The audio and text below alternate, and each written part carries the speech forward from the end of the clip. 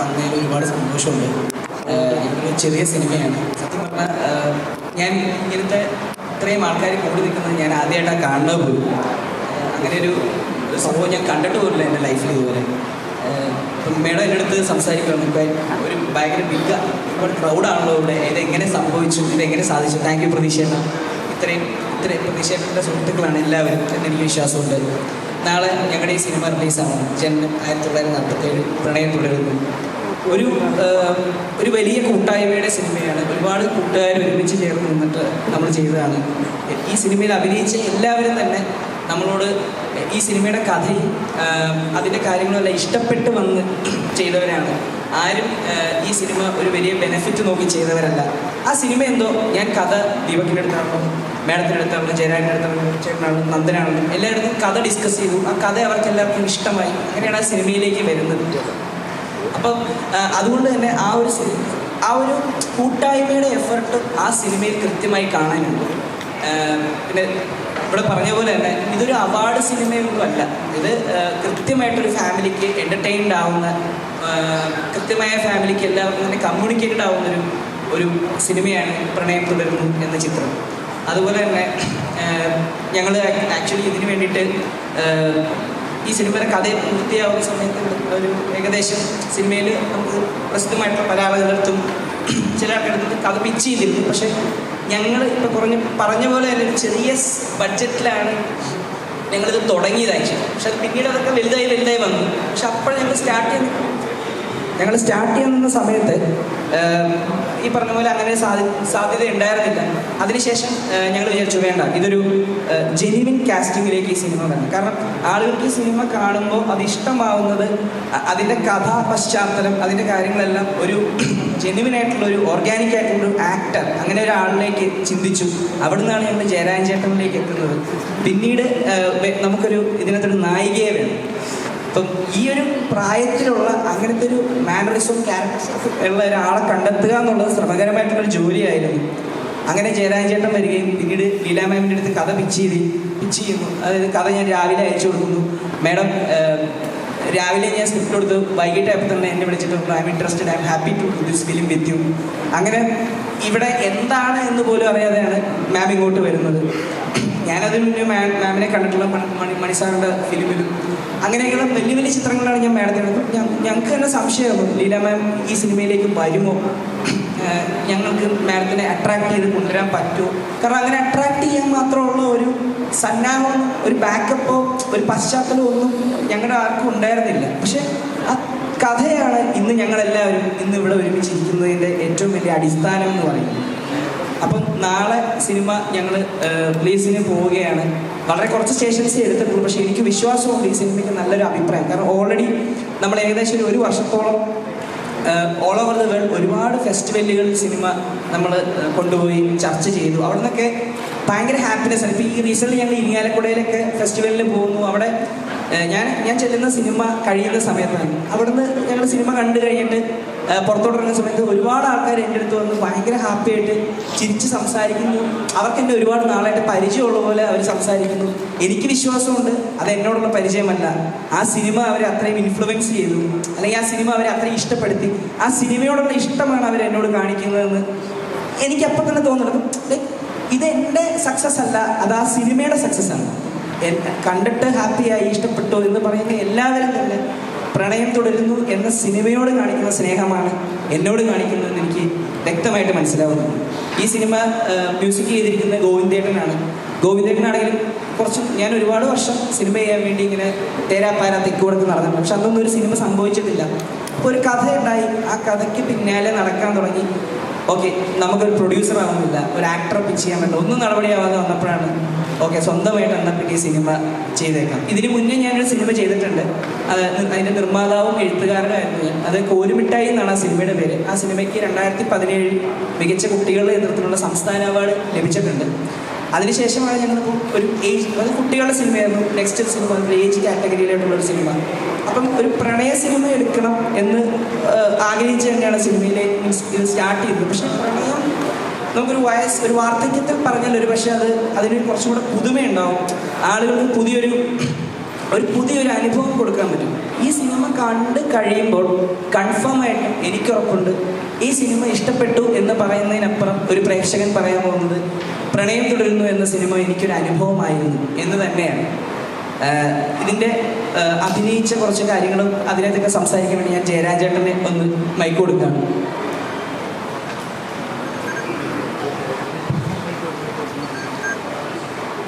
പ്രിയമുള്ളവരെ, ഇവിടെ എത്തിപ്പെട്ട നിങ്ങൾക്ക് എല്ലാവർക്കും എൻ്റെ കുട്ടികളെ എന്താ സംസാരിക്കേണ്ടതെന്നുള്ള ഒരു കാര്യം കിട്ടിയിട്ടില്ല.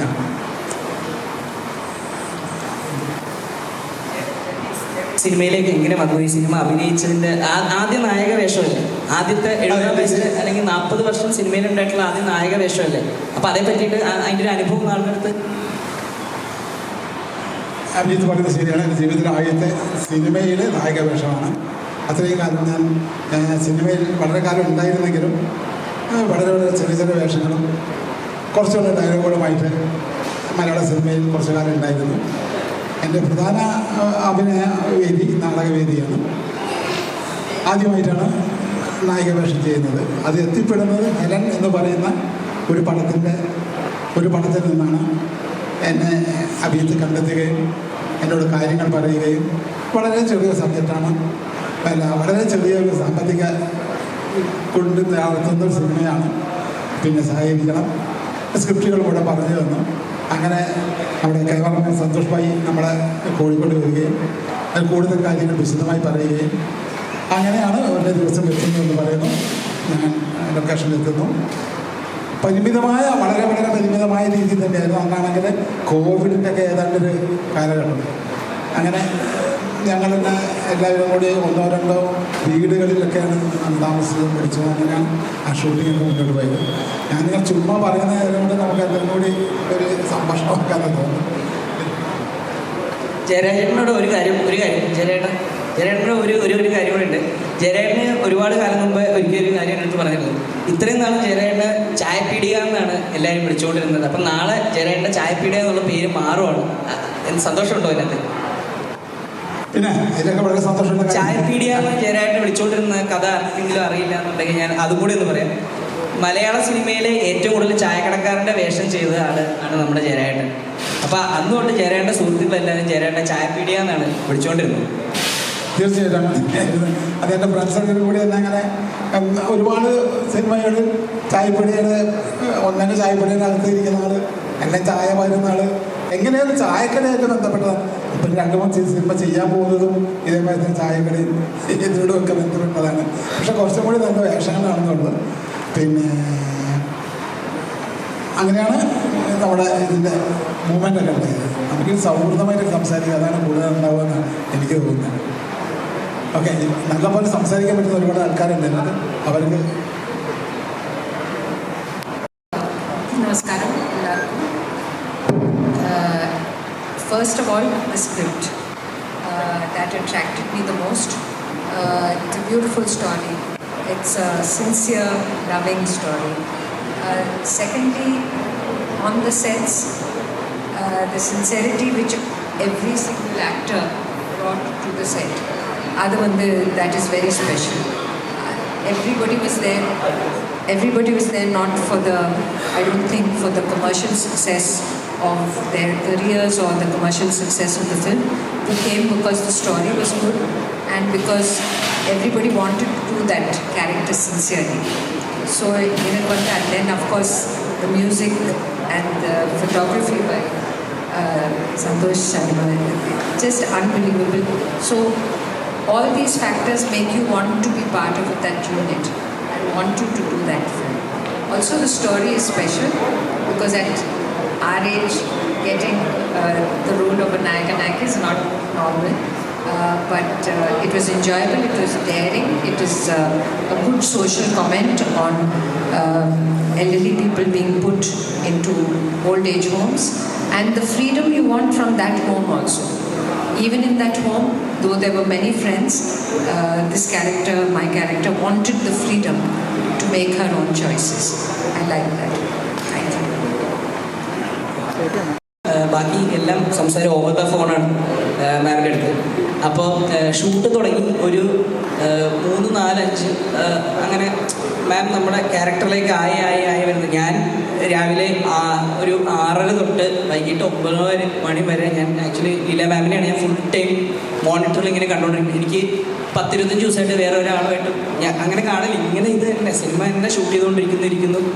ഒരു 10-15 ദിവസമൊക്കെ ആയപ്പോഴത്തേക്ക് എനിക്ക് പയ്യെ ഞാൻ മേഡത്തിനോട് എനിക്ക് മേഡത്തിനോട് ക്രഷായി സ്റ്റാർട്ട് ഞാൻ ഓൾറെഡി എൻ്റെ അടുത്ത് വഴക്കിട്ടിരുന്നു ഷൂട്ടിങ്ങിൻ്റെ സമയത്ത്. മാം ഓർക്കുന്നുണ്ടോ? ഞാൻ മാമിൻ്റെ അടുത്ത് സംസാരിക്കാറില്ല. കാരണം ഞാൻ ഷൂട്ടിങ്ങിന് വരുന്നതിന് മുന്നേ ഭയങ്കരമായിട്ട് ഫോൺ വിളിക്കുമായിരുന്നു, സംസാരിക്കുമായിരുന്നു, ഇതൊക്കെ ഉണ്ടായിരുന്നു. പക്ഷേ ഞാൻ ഷൂട്ട് സ്റ്റാർട്ട് ചെയ്തതിന് ശേഷം ഞാൻ അങ്ങനെ വേറെ ടോക്കിനൊന്നും ചെല്ലാറില്ല.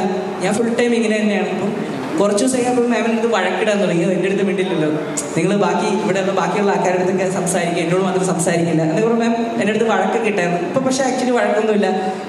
എനിക്ക് ഉറപ്പുണ്ട് ചെന്നൈയിലെ ഫെസ്റ്റിവലിൽ കഴിഞ്ഞ് അവിടെ ഒരു ഹൗസ്ഫുൾ ഷോ ആയിരുന്നു ചെന്നൈയിലെ ഫെസ്റ്റിവൽ. അപ്പോൾ അവിടെ മാം കാണുന്നു, അവിടെ മാമിന് ഭയങ്കര കയ്യടി കാര്യങ്ങളൊക്കെ കിട്ടി. എല്ലാം കഴിയുമ്പോൾ മാം എന്നെ തിരിച്ച് വിളിച്ചു. ഫസ്റ്റ് കോൾ മാമിൻ്റെയാണ്. എൻ്റെ ലൈഫിൽ എനിക്ക് മറക്കാൻ പറ്റാത്തൊരു കോളാണത്. കാരണം എനിക്ക് തോന്നുന്നു ആ സിനിമ കണ്ട് ഇത്രയും ഹാപ്പി ആയിട്ട് എന്നെ ഫസ്റ്റ് വിളിച്ചിട്ടുള്ളത് മാം തന്നെയാണ്. ആൻഡ് ഈ ക്രഷിൻ്റെ കാര്യം ഞാൻ ഓൾറെഡി മാമിൻ്റെ അടുത്ത് ഡിസ്കസ് ചെയ്തിട്ടുള്ളതാണ്. ഞങ്ങളിത് ഭയങ്കരമായിട്ട് ചിരിച്ചു. അപ്പം ഞങ്ങൾ ഇടയ്ക്കിടയ്ക്ക് മാമിൻ്റെ അടുത്ത് പറയും, മാം ഷൂട്ട് ചെയ്തുകൊണ്ടിരിക്കുന്ന സമയത്ത് എനിക്ക് സീരിയസ്ലി തോന്നിക്കൊണ്ടിരുന്നത് ഇതൊരു ചെറുപ്പക്കാരുടെ സിനിമയായിരുന്നു എന്നുണ്ടെങ്കിൽ, അല്ലെങ്കിൽ ഒരു 20-22 വയസ്സ് അല്ലെങ്കിൽ 25 വയസ്സിൽ ലീല സാംസൺ എന്ന് പറയുന്ന ഒരാൾ, ആ ആളുടെ ഏജിൽ എനിക്ക് ആ ആളെ ഒന്ന് പരിചയപ്പെടും, കൂടെ ചുമ്മാ ഒന്ന് ഡേറ്റ് ചെയ്യണമെന്നൊക്കെ ഞാൻ പറഞ്ഞിട്ടുണ്ടോ മാമിൻ്റെ അടുത്ത്. അപ്പോൾ എനിക്ക് ഞങ്ങൾ ഇപ്പം മാം എനിക്ക് 72-73 ഇയേഴ്സ് മാം ഏജ് ഉണ്ട്. പക്ഷേ ലീല മാമിൻ്റെ ഒരു ക്യാരക്ടറും മാമിൻ്റെ സംസാരം അതിലെ റാപ്പോ എന്നൊക്കെ പറഞ്ഞാൽ സത്യം പറഞ്ഞാൽ 10-25 വയസ്സുള്ള ഒരു ഇതാണ്. അതുപോലെ തന്നെ ജയരാജൻ ചേട്ടൻ്റെ ലീല മാമിനെ വെച്ചിട്ട് ഈ സിനിമ ഷൂട്ട് ചെയ്തുകൊണ്ടിരിക്കുമ്പം ഇവരുടെ പ്രണയം ഇങ്ങനെ അല്ലെങ്കിൽ ഇവരുടെ കോൺവെർസേഷൻസ് ഇവർ തമ്മിൽ സംസാരിക്കണം കണ്ടുകൊണ്ടിരിക്കുമ്പോൾ ഞാൻ തന്നെ കൊതിച്ചിട്ടുണ്ട്. ഞാൻ കല്യാണം കഴിച്ചിട്ടില്ല, അപ്പോൾ എനിക്ക് തന്നെ ഒരു കല്യാണം കഴിക്കണമെന്ന്. ലീല മാമും കല്യാണം കഴിച്ചിട്ടില്ല. അപ്പോൾ അതിനകത്തൊരു ഭയങ്കര ഒരു വലിയൊരു സംഭവം ഉണ്ട് ആക്ച്വലി ഇതിനകത്ത്. മാം ഇതുവരെ കല്യാണം കഴിച്ചിട്ടില്ല. മാം ഇപ്പോൾ 73 വയസ്സായി.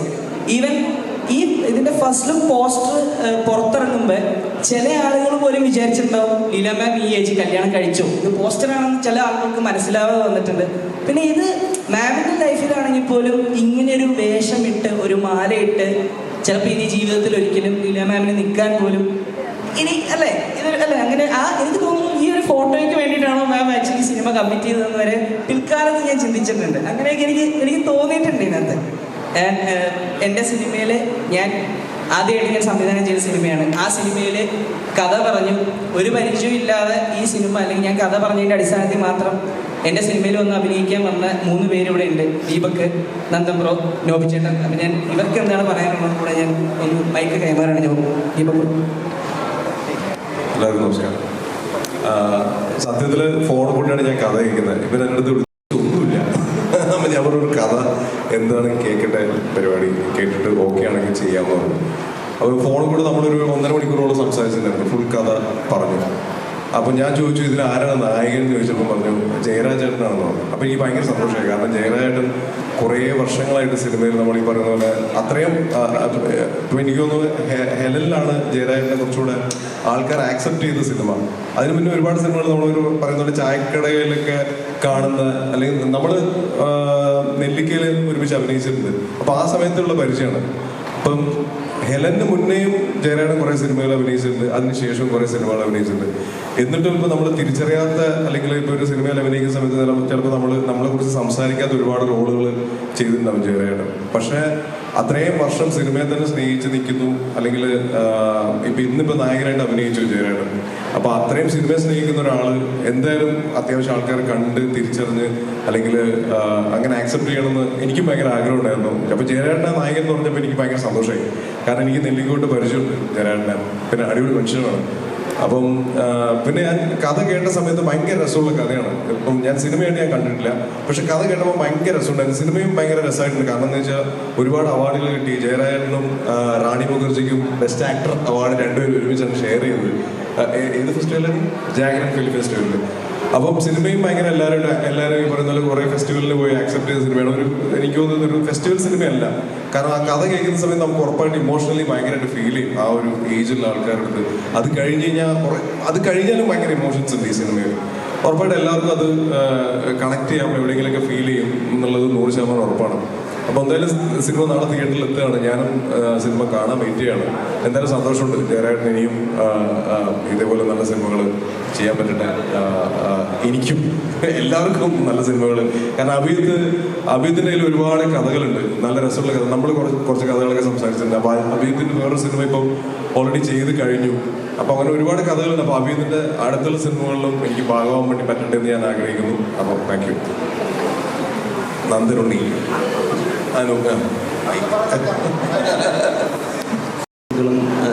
ഞങ്ങൾ ക്ഷണം സ്വീകരിച്ച് വന്നതിൽ ഒരുപാട് സന്തോഷമുണ്ട്. Thank you. അബിയെ പറ്റി പറയുകയാണെങ്കിൽ ഞാൻ 1983 നമ്മൾ സിനിമ ചെയ്യുമ്പോൾ തൊട്ട് അബിയെ നമ്മുടെ സിനിമാഗ്രാഫറായ സന്തോഷമായിട്ട് പരിചയമുണ്ട്. ഇപ്പോൾ കോലുമിഠായി എന്നുള്ള പടത്തിൻ്റെ റൈറ്ററും പ്രൊഡ്യൂസറുമാണ് അഭിജിത്ത്. അപ്പോൾ അതിന് സംസ്ഥാന അവാർഡ്, സ്റ്റേറ്റ് അവാർഡ് കിട്ടിയ ഒരാളാണ്. അപ്പോൾ അഭിജിത്ത് ഇങ്ങനെ ഒരു ആദ്യമായിട്ട് ഡയറക്റ്റ് ചെയ്യുന്നൊരു സിനിമയിൽ ഇങ്ങനെ ക്യാരക്ടറുണ്ട്, നന്ദൻ ചെയ്യുമെന്ന് വെച്ചപ്പോൾ ഞാൻ ഈ കഥ കേട്ടപ്പോൾ എനിക്ക് ഭയങ്കരമായിട്ട് ഇഷ്ടമായി. അപ്പം എൻ്റെ ക്യാരക്ടർ രഘു എന്നുള്ള ക്യാരക്ടറാണ്. ജയരാജേട്ടൻ്റെ മകനായിട്ടാണ്, ഇളയ മകനായിട്ടാണ് ഞാൻ അഭിനയിക്കുന്നത്. മൂത്ത മകനായിട്ട് ഇർഷാദ് അഭിനയിക്കുന്നത്. അപ്പോൾ ആ ക്യാരക്ടർ എനിക്ക് ഭയങ്കരമായിട്ട് ഇഷ്ടമായി. അപ്പോൾ അങ്ങനെയാണ് ഞാൻ ഈ സിനിമയിലേക്ക് ഭാഗമാവുന്നത്. ഇപ്പോൾ ഈ പറയുന്ന പോലെ നിങ്ങളുടെ എല്ലാവരുടെയും ഈ കാണുന്ന ഓരോ പ്രേക്ഷകരുടെയും മനസ്സിൽ ഭയങ്കരമായിട്ട് ടച്ച് ചെയ്യുന്നൊരു സിനിമയാണ് ജനനം 1947 പ്രണയം തുറന്നു എന്നുള്ള സിനിമ.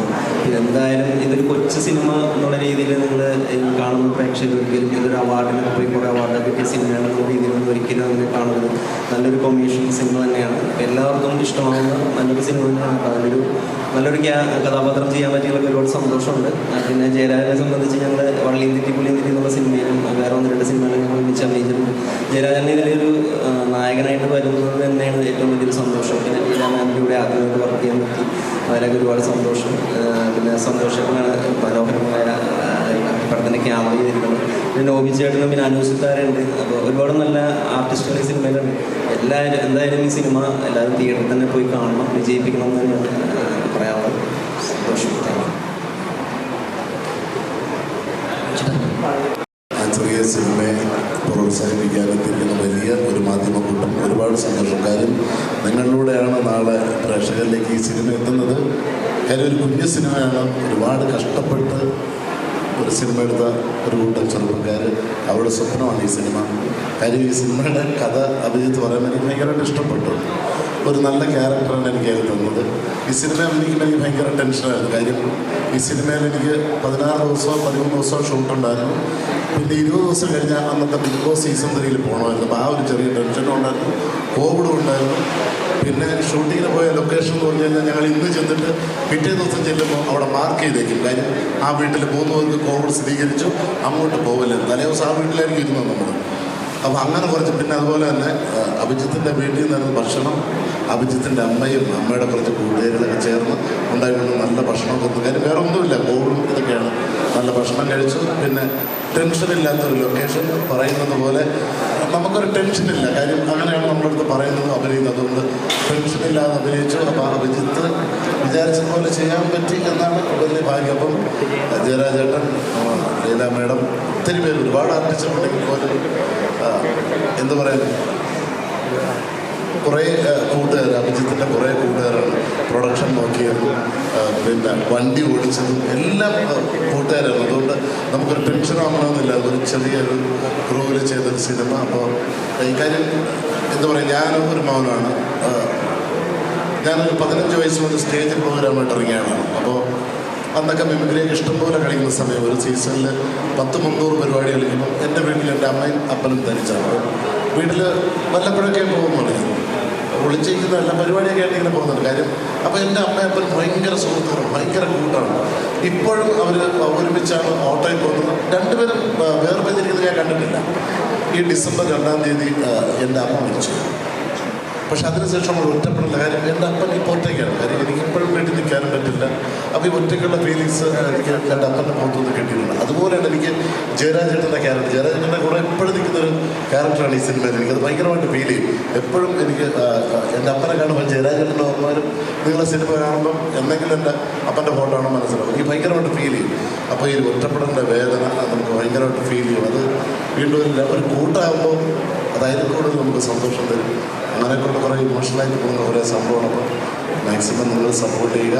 അപ്പം ഇത് കാണുന്ന പ്രേക്ഷകർ മാക്സിമം തിയേറ്ററിൽ പോയി ഈ വലിയ സിനിമ നിങ്ങൾ വിജയിപ്പിക്കണമെന്ന് താഴ്മയായിട്ട് നിങ്ങൾ അപേക്ഷിക്കുകയാണ്.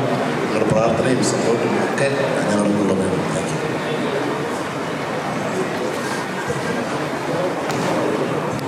ദീപക് മഞ്ഞുമൽ ബോയ്സിൽ പറയുന്ന പോലെ അവൻ ഇതും ചെയ്യും. കാരണം ഇവന്റെ മുമ്പത്തെ സിനിമ കോലുമിട്ടായി എന്ന് പറയുന്നത് സ്റ്റേറ്റ് അവാർഡ് വാങ്ങിച്ചതാണ്. അവൻ പോസ്റ്റർ ഒട്ടിക്കാനും പോകും, ഡിസ്ട്രിബ്യൂഷൻ ചെയ്യാനും പോകും, എല്ലാ ഇതിലും ചെയ്യുന്ന. കാരണം അവനോടൊപ്പം ഒരു സൗഹൃദമുണ്ട്. അപ്പൊ ആ സൗഹൃദം അവന്റെ ഒരു കൂട്ടായ്മ. അതുകൊണ്ടാണ് അവൻ പ്രൊഡ്യൂസർ എന്നുള്ള പേര് താഴെ വെച്ചേക്കുന്നത്. ഇവിടെ ഇരിക്കുന്ന ഈ നിരയിലിരിക്കുന്ന ഓരോരുത്തരും ഈ സിനിമയിൽ വന്ന് അഭിനയിച്ചത്. ഒപ്പം ഞാൻ പോലും ഈ സിനിമയിൽ എത്തിയത് എങ്ങനെയെന്ന് വെച്ചാൽ ഞാൻ കുറച്ച് തിരക്കുകളായിരുന്നു. എനിക്ക് എല്ലാം കൂടി ചാടിയെടുത്തിട്ട് ഒരു PR എത്തിക്കാനെന്ന് പറഞ്ഞാൽ ഞാൻ മാറിയപ്പോൾ ചേട്ടാ എനിക്കൊന്ന് പേഴ്സണലി കാണണമെന്ന് പറഞ്ഞ് എൻ്റെ വീട്ടിൽ ജീവിതത്തിൽ ആദ്യമായിട്ട് PR വർക്കിന്റെ കാര്യം സംസാരിക്കാൻ വേണ്ടി വന്ന സംവിധായകനാണ് അഭിജിത്ത്. അഭിജിത്തും കുറെ കൂട്ടുകാർ എൻ്റെ അടുത്ത് പറഞ്ഞു, ചേട്ടാ എൻ്റെ സിനിമ ഒന്ന് കാണണം, ചേട്ടാ അത് കണ്ടിട്ട് പറഞ്ഞാൽ മതി എന്ന് പറഞ്ഞു. ഞാൻ രാത്രി 12:30 മണിക്ക് അന്നത്തെ ദിവസം രാത്രി 12:30 മണിക്ക് ഈ സിനിമ കണ്ടിട്ട് വെളുപ്പാങ്കാലം 6 മണിക്ക് അഭിജിത്തിനെ വിളിച്ച് പറയുക, അഭിജിത്തെ പൈസ ഉണ്ടോ ഇല്ലേന്നല്ല, പൈസ കിട്ടുമോ ഇല്ലേന്നല്ല, ഈ സിനിമ നമ്മൾ ചെയ്യുന്നു. കാരണം ഈ സിനിമ എന്ന് പറഞ്ഞാൽ ഒരു മാധ്യമപ്രവർത്തകനായി നിന്നുകൊണ്ട് PR ആയതുകൊണ്ട് ഞാൻ പറയാം, കണ്ടതുകൊണ്ട് ഫൈനൽ മിക്സിംഗ് അല്ല ഞാൻ കണ്ടത്. പക്ഷെ ഇവരുടെയൊക്കെ ഗംഭീര പ്രകടനങ്ങൾ. ഗോവിന്ദ് വസന്ത എന്ന് പറയുന്ന വ്യക്തി പോലും ലക്ഷങ്ങൾ പ്രതിഫലം വാങ്ങിയ അദ്ദേഹം പോലും പ്രതിഫലം വേണ്ട അത് ഇച്ഛിക്കാതെയാണ് ഈ ഒരു വർക്ക് ചെയ്തത്. ഗംഭീരമായിട്ടുള്ള മ്യൂസിക്, അതുപോലെ തന്നെ സിനിമാറ്റോഗ്രഫി, എഡിറ്റിങ് അത്യുഗ്രമായ സിനിമയാണ്. ഇവരെല്ലാം സാധാരണ ഒരു സിനിമയ്ക്ക് പറയുന്ന പോലെ ചെറുത് എന്ന് പറഞ്ഞാലും അതിന്റെ വലിപ്പം മനസ്സിലാക്കിക്കൊണ്ട് തന്നെയാണ് ഞാൻ പറഞ്ഞത് നമുക്കിതൊരു പ്രസ് മീറ്റ് വിളിക്കണം എന്നുള്ളത്. അപ്പം വീണ്ടും ചോദിച്ചു, ചേട്ടാ നമ്മുടെ സിനിമയ്ക്ക് പ്രസ് മീറ്റ് വേണോ? ഞാൻ പറഞ്ഞു വേണം. കാരണം ഇത്രയും അംഗീകാരങ്ങൾ നേടിയ ഒരു സിനിമ ഇത് കണ്ടാൽ ആർക്ക് ഒരു പ്രേക്ഷകനും ഇതിനെപ്പറ്റി ഒരു മോശം പറയാൻ വേണ്ടി പറ്റത്തില്ല. അത്രയ്ക്ക് ഹൃദയങ്ങൾ കീഴടക്കുന്ന ഒരു സിനിമയായിരിക്കും. ഇപ്പോഴും അഭിജിത്തിന്റെ കൂട്ടുകാരും ഈ സിനിമയോട് ചേർത്ത് വെച്ച് യാത്ര ചെയ്യുകയാണ്. അപ്പൊ ആ യാത്രയുടെ ഒരു സൈഡിലുള്ള ഒരു ഭാഗമായിട്ട് ഞാൻ മാറിയിട്ടുള്ളൂ. അപ്പൊ വീണ്ടും വെച്ച് ചോദിച്ചു, ചേട്ടാ നമ്മൾ വിളിച്ചാൽ മീഡിയക്കാർ വരും, ചേട്ടൻ അത് ഇത്രയും നമ്മൾ വിളിച്ചാൽ വരും. ഞാൻ പറഞ്ഞു സിനിമയാണ് അവരുടെ ജീവിതത്തിലുള്ള ഒരു ഉപാധി എന്ന് പറയുന്നത്. അവർ വരുമാന സ്രോതസ്സിന് അപ്പുറം നല്ല സിനിമയോടൊപ്പം നല്ല കലാകാരന്മാരോടൊപ്പം മുന്നോട്ട് നീങ്ങുന്നവരാണ്. പ്രത്യേകിച്ച് കൊച്ചിയിലെ ഓരോ മീഡിയക്കാരും അവരുടെ ചങ്ക് പറിച്ച് ഇവിടെ എത്തും എന്ന് പറയുന്നതിന്റെ തെളിവാണ് ഈ നിൽക്കുന്ന കൂട്ടായ്മയില്ല. അതുകൊണ്ട് തന്നെ നിങ്ങളുടെ ചോദ്യങ്ങൾ, നിങ്ങൾക്ക് എന്തെങ്കിലും സംശയങ്ങൾ ഉണ്ടെന്നുണ്ടെന്നുണ്ടെങ്കിൽ നിങ്ങൾ ആ ചോദ്യങ്ങൾ നമ്മുടെ സംവിധായകനോടും ഒപ്പം താരങ്ങളോടും ചോദിക്കണമെന്ന് വിനയപുരസ്കാരം അഭ്യർത്ഥിക്കുന്നു. ഓക്കെ, കുഴപ്പമില്ല. ഈ സിനിമയുടെ അകത്തൊരു ഡയലോഗുണ്ട്, ഈ പ്രായത്തിൽ ആർക്ക് കിട്ടുവാടോ ഇങ്ങനെ ഒരു ഭാഗ്യം എന്നൊക്കെ പറയുന്നു. അതൊക്കെ പറയുമ്പോൾ നമ്മൾ മുമ്പ് കണ്ടിട്ടുള്ള ഒരുപാട് അങ്ങനത്തെ പ്രണയപരവശമായിട്ട് അങ്ങനെ ഡയലോഗ് പറഞ്ഞ ഒരുപാട് നായക നടന്മാരെ നമുക്കറിയാം. ഇപ്പം തട്ട എനിക്കൊരു വീക്ക്നെസ് എന്ന് പറയുന്നത് പോലെയോ അല്ലെങ്കിൽ എന്തോ എനിക്കിഷ്ടമാണ് അവിടെ എന്നൊക്കെ പറയുന്ന രണ്ട് പോലത്തെ ഡയലോഗ്. ഇപ്പം അങ്ങനെ ഏതെങ്കിലും ഒരു നായക നടൻ്റെ ഒരു റെഫറൻസ് ഒക്കെ ഉപയോഗിച്ചിട്ടാണോ അങ്ങനെ ആ ഒരു ഡയലോഗ് അവിടെ പറഞ്ഞിട്ടുണ്ടായിരുന്നത്? അത് എന്തായിരുന്നു ആ ഡയലോഗ് ഡെലിവറി ചെയ്യുമ്പോണ്ടായിരുന്ന മനസ്സിലെ ഇമോഷൻ? ആ ഡയലോഗ് ഞാനാണ് പറഞ്ഞത്. പക്ഷെ അത് സ്ക്രിപ്റ്റിൽ എഴുതിയത് സ്ക്രിപ്റ്റ് റൈറ്ററും അവരത് എഴുതുമ്പോൾ ഞാനത് പറയുന്നു. പിന്നെ അങ്ങനെ ആ ചോദ്യത്തിൽ അങ്ങനത്തെ ഒരു ഇമോഷൻ ഉണ്ടായിരുന്നു.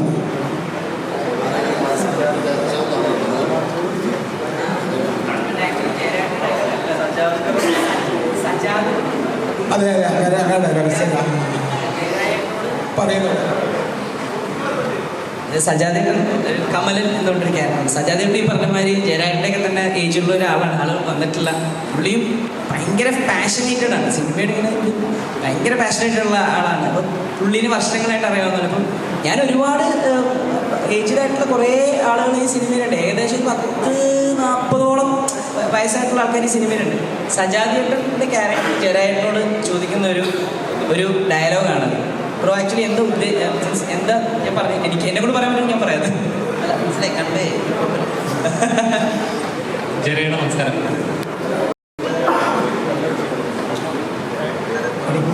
ചേട്ടാ 40 വർഷത്തെ ഈ ഇൻഡസ്ട്രിയിലുണ്ട്. ഒരുപാട് കഥാപാത്രങ്ങൾ മലയാള സിനിമയിൽ ചെയ്തു. പക്ഷെ നോട്ടബിളായിട്ട് 1-2 കഥാപാത്രങ്ങളുണ്ട്. ഇപ്പം നായക വേഷത്തിൽ ആദ്യമായിട്ട് വരുന്നൊരു ചിത്രം വൈകിപ്പോയെന്ന് തോന്നുന്നു. വൈകിപ്പോയിട്ടില്ലേ, ഇതിനാണ് സമയം എന്നാണ് എനിക്ക് തോന്നുന്നത്. ഇതൊക്കെ തന്നെയാണ് സമയം, തന്നെയാണ് സമയം. ലൈഫിലെ നല്ലൊരു പ്രായം മുഴുവൻ ചെറിയ കഥാപാത്രങ്ങൾ നിന്നാലും ഈ ഒരു പ്രായത്തിൽ നായകനായിട്ട് വരുമ്പോഴുണ്ടാകും. അങ്ങനെ ചെറുതായി ചെയ്തത് കൊണ്ടാണ് എനിക്കിപ്പോൾ നായക വേഷം ചെയ്യാൻ പറ്റിയതാണ്. എന്ന് പറഞ്ഞാൽ നമ്മൾ പണ്ടുള്ളവർ പറയാറുണ്ട്, ഒരു കല്ല് അടിച്ച് പൊട്ടിക്കുമ്പോൾ 10 പ്രാവശ്യം അടിച്ചിട്ടുണ്ടെങ്കിലും ഈ 10 അടിയും അത് പൊട്ടാൻ വേണ്ടിയിട്ടാണ്. അവസാനത്തേക്ക് എല്ലാം അത് പൊട്ടുന്നത് എന്ന് പറയുന്നത്. ഇത്രയും ചെറിയ വേഷങ്ങൾ ചെയ്തത് കൊണ്ടാണ് പിന്നെ എനിക്ക് ആ വേഷം തരാൻ വരെ ഇതായതും അത് ചെയ്ത് പ്രതിഫലിക്കാൻ പറ്റിയതെന്നാണ് എനിക്കത് പറയുന്നത്.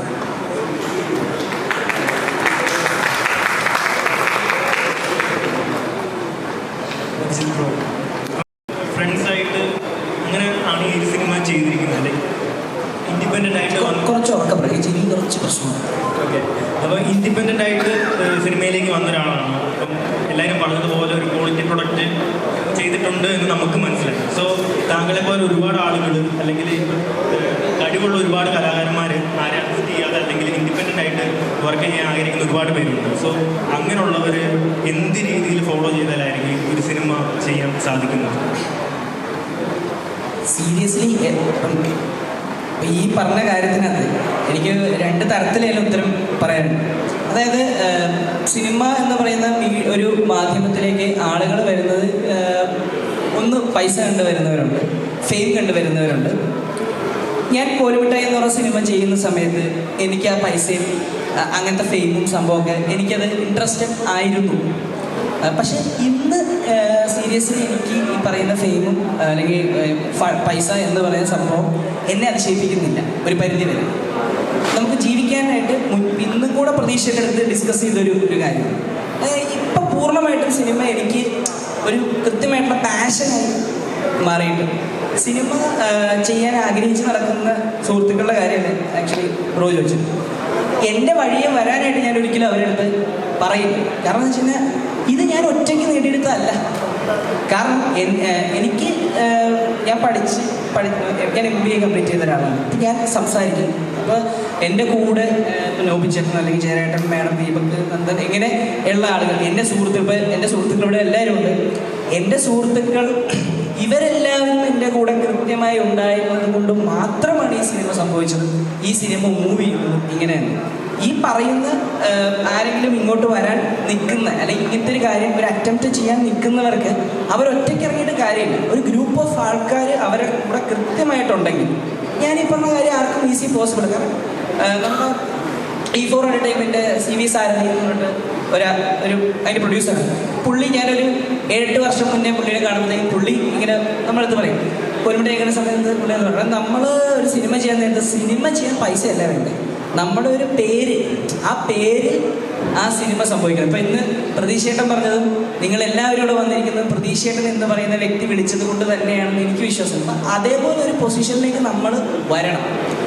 സിനിമ ചെയ്യാനായിട്ട് ഇപ്പം ഒരു വലിയ താരം അല്ലെങ്കിൽ വലിയൊരു ബഡ്ജറ്റ് അങ്ങനെ സിനിമ ആഗ്രഹിക്കുന്നവരുണ്ടാകും. എന്നെ സംബന്ധിച്ച് ഞാൻ ആഗ്രഹിക്കുന്നത് ഒരു കൃത്യമായിട്ടുള്ള ഒരു കഥ, നല്ലൊരു കഥ, അതിന് കൃത്യമായിട്ടുള്ള ആർട്ടിസ്റ്റിക്, ഞാൻ പറഞ്ഞ വലിയ ഹീറോയിൻ അങ്ങനെയല്ല, കൃത്യമായിട്ടുള്ള ഒരു ആർട്ടിസ്റ്റ് അതിനകത്തുണ്ടെന്നുണ്ടെങ്കിൽ നമുക്കൊരു സിനിമ ചെയ്യാം.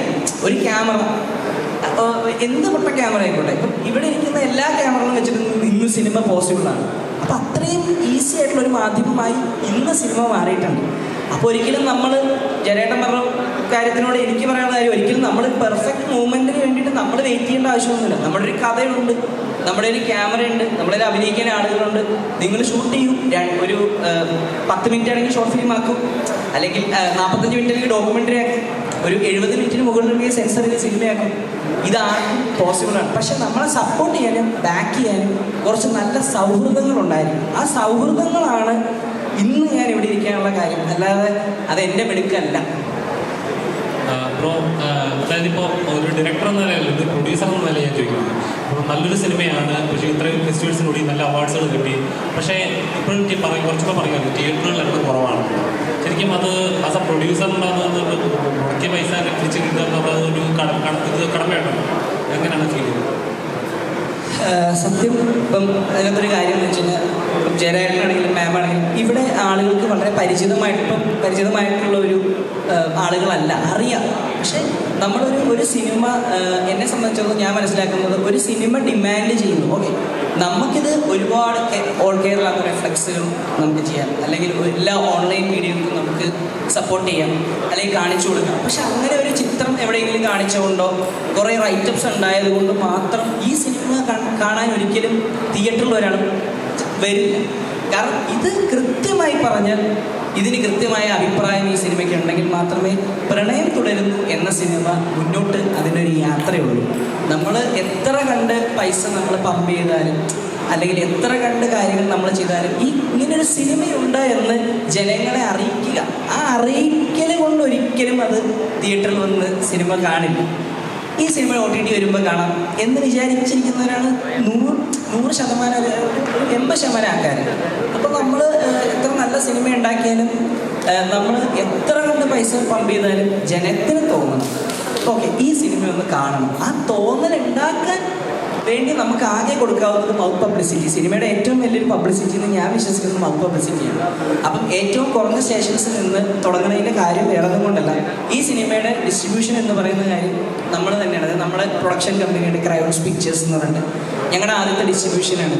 കേരളത്തിൽ ഉള്ള ഏറ്റവും നല്ല സ്റ്റേഷൻസ് ഞങ്ങളെല്ലാവരും നേരിട്ട് വിളിച്ച് ഞങ്ങൾക്ക് തരാൻ പറ്റുന്ന നല്ല ടൈമിങ്ങൾ നമ്മൾ ചോദിച്ച് വാങ്ങിച്ച് ഞങ്ങൾ തന്നെ അവിടേക്ക് കല്യാണം വിളിക്കുന്ന പോലെ എല്ലാവരെയും വിളിച്ചാണ് സിനിമ കാണണം എന്ന് പറഞ്ഞ് എത്തിക്കുന്നത്. കാരണം ഇവരൊരാൾ തിയേറ്ററിൽ ഒന്ന് വന്ന് കിട്ടിയാൽ അവൻ ആ വരുത്തുന്ന ആൾ ഞാനുമായിട്ട് വഴക്കുണ്ടാക്കിയിട്ടാണെങ്കിൽ പോലും ഈ വ്യക്തി പ്രണയം തുടരുന്നു കണ്ടിട്ട് ഇറങ്ങിയിട്ട് ഉറപ്പായിട്ട് എന്നെ വിളിക്കും, നന്നായിട്ടുണ്ട് പടം എന്ന് പറയുന്നുള്ളൊരു കോൺഫിഡൻസ് എനിക്കുണ്ട്. ആ കോൺഫിഡൻസിൻ്റെ കാര്യം എന്ന് വെച്ചാൽ ഒരു വർഷമായിട്ട് ഞാൻ ഈ സിനിമയായിട്ട് സഞ്ചരിച്ചുകൊണ്ടിരിക്കുക. ഒരുപാട് ആളുകൾ ഈ സിനിമ കാണുന്നതും അവരതിന് അഭിപ്രായം പറയണതൊക്കെ ഞാൻ കാണുന്നുണ്ട്, കേൾക്കുന്നുണ്ട്. അപ്പോൾ എനിക്ക് സിനിമ നല്ലതാണെന്ന് എനിക്കറിയാം. ശരിക്കും പറഞ്ഞു കഴിഞ്ഞാൽ സത്യം ചോദിച്ച പോലത്തെ ഞാൻ കഴിഞ്ഞൊരു 4-5 ദിവസമായിട്ട് ഭയങ്കര ടെൻഷനില്ല. എന്താ കാര്യം എന്ന് വെച്ചാൽ നന്നായി സിനിമ വന്നു, പക്ഷെ ഇന്ത്യയിൽ ആളുകൾ കണ്ടില്ല, അല്ലെങ്കിൽ നിങ്ങൾ സ്വന്തമായിട്ട് ഡിസ്ട്രിബ്യൂട്ട് ചെയ്തു, നിങ്ങൾ പോസ്റ്റർ ഇട്ടില്ല, അവിടെ ഇത് ചെയ്തില്ല, ഒരു നല്ല സിനിമയെ നിങ്ങൾ കൊണ്ടുപോയിട്ട് നശിപ്പിച്ചു എന്നുള്ള ഒരു വർത്തമാനം ഇനി ഉണ്ടാവുമോ എന്നുള്ള പേടിയാണ് സത്യം പറഞ്ഞാൽ ഇപ്പം എൻ്റെ ടെൻഷൻ. അല്ലാണ്ട് സിനിമ ആളുകൾക്ക് ഇഷ്ടപ്പെടുമെന്നുള്ള ടെൻഷനൊന്നുമില്ല. കഴിഞ്ഞ 3 ദിവസമായിട്ട് ഇത് തന്നെ എൻ്റെ ദൈവമേ ഞാൻ ആവശ്യമില്ലാത്തൊരു പണിയെടുത്ത് തലേ വെച്ചോ എന്നുള്ള ടെൻഷൻ കൂടെ തന്നെ ഞാൻ പൊയ്ക്കൊണ്ടിരിക്കുന്നു. ഇങ്ങനെയൊരു സിനിമ ആളുകൾ കണ്ടു തന്നെ അറിയേണ്ടത്. അതാണ് പ്രണയം തുടരുന്നു എന്ന് പറയുന്ന സിനിമയുടെ വിധി എന്ന് പറയുന്നത് വിജയമാണെങ്കിൽ അത് ആളുകൾ വന്ന് കാണും. കണ്ടാൽ ഉറപ്പാണ് എന്നെ തെറി പറയേണ്ട അകത്ത് കയറിയാലും പുറത്തോട്ട് ഇറങ്ങി വന്നതിനെ കെട്ടിപ്പിടിക്കുമെന്ന് എനിക്ക് ഉറപ്പാണ്.